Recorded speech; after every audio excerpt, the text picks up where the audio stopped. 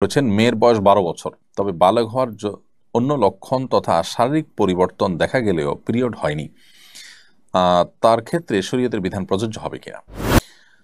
এরপর প্রশ্ন হলো, কারবালার ইতিহাস থেকে আমরা কি শিক্ষা লাভ করতে পারি। কারবালার যে ইতিহাস, সেই ইতিহাস থেকে আমাদের শিক্ষা লাভের অনেক বিষয় আছে। তোমার থেকে একটা হলো যে যাকে তাকে বিশ্বাস করতে নেই, বরং বুঝে শুনে মানুষকে বিশ্বাস করতে হয়। বিশেষ করে প্রতারক মুনাফিকদের ব্যাপারে সতর্ক থাকতে হয়।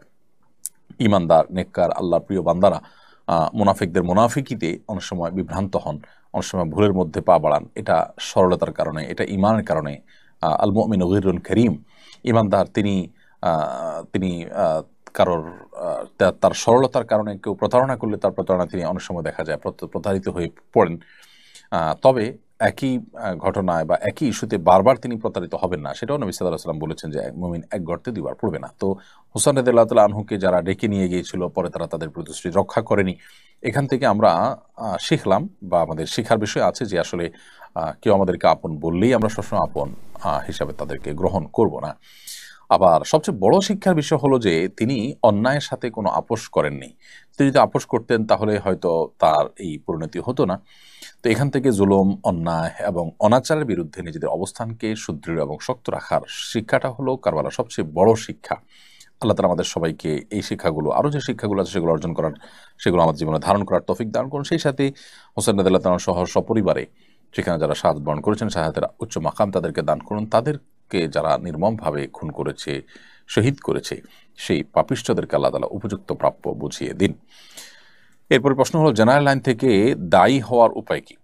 জেনারেল লাইন থেকে দায়ী হওয়ার, আল্লাহর পথের আহ্বানকারী হওয়ার সবচেয়ে বড় উপায় বা মাধ্যম হলো যে আপনি যেটাই জেনেছেন, শিখেছেন ইসলামের সৌন্দর্য বা এমন কোনো বিষয় যেটা ইসলামের ব্যাপারে মানুষকে মোটিভেটেড করে, এরকম বিষয় আপনি যেটি জেনেছেন সেটা অন্যের কাছে পৌঁছে দিবেন।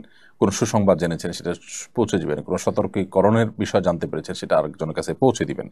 এটি হবে আপনার দাওয়ার মাধ্যম। এর বাইরে আপনার মাসলা মাসাইল বিষয় বা আকীদাগত বিষয় বা ইসলামের সূক্ষ্মাতি সূক্ষ্ম বিষয় যেগুলো আসলে স্কলারদের কাজ বা এই সাবজেক্টের এক্সপার্টদের কাজ, সেটা আমরা সাধারণ ভাইরা করতে যাব না। এক্ষেত্রে মাত্রা জ্ঞানটা অনেকটা গুরুত্বপূর্ণ। আমাদের জেনারেল লাইন থেকে যারা দাওয়াতের কাজে আসেন, অনেকে আছেন যে এখানে এসে তারা মাত্রা জ্ঞান হারিয়ে ফেলেন এবং যেটা তার সাবজেক্ট না সেই সাবজেক্ট তিনি কথা বলেন, যেটা তিনি বলতে পারেন না সেই কথা তিনি বলে ফেলেন। এটা যেন না হয়। আমরা যতটুকু জানবো ততটুকু প্রচার শুরু করব। আর এর বাইরে বেসিক ইসলামের বেসিক বিষয়গুলো আমাদের শেখা দরকার। সেটার জন্য বিভিন্ন কোর্স করা যেতে পারে, বিভিন্ন বই পুস্তক পড়ে শেষ করা যেতে পারে, যাতে করে ইসলাম সম্পর্কে বেসিক ধারণা আমাদের হয়ে যায়। দাওয়ার মূলনীতিগুলো আমরা শিখে নিয়ে তারপরে দাওয়াতি কাজ আমরা করতে পারি ইনশাআল্লাহ তাআলা। এরপরে প্রশ্ন হলো, আমাদের ইউটিউব চ্যানেল থেকে একজন প্রশ্ন করেছেন, মেয়ের বয়স 12 বছর, তবে বালেগ হওয়ার অন্য লক্ষণ তথা শারীরিক পরিবর্তন দেখা গেলেও পিরিয়ড হয়নি। তার ক্ষেত্রে শরীয়তের বিধান প্রযোজ্য হবে কিনা। দেখুন, ছেলে বা মেয়ে উভয়ের প্রাপ্তবয়স্ক হওয়ার ক্ষেত্রে মূলনীতি হলো যে শারীরিক কাঠামোতে বালেগ হওয়ার যে আলামতগুলো আছে সেগুলো বা লক্ষণগুলো আছে সেগুলো দেখা গেলে তারা প্রাপ্তবয়স্ক হিসেবে বিবেচিত হবেন, তাদের বয়স যাই হোক না কেন।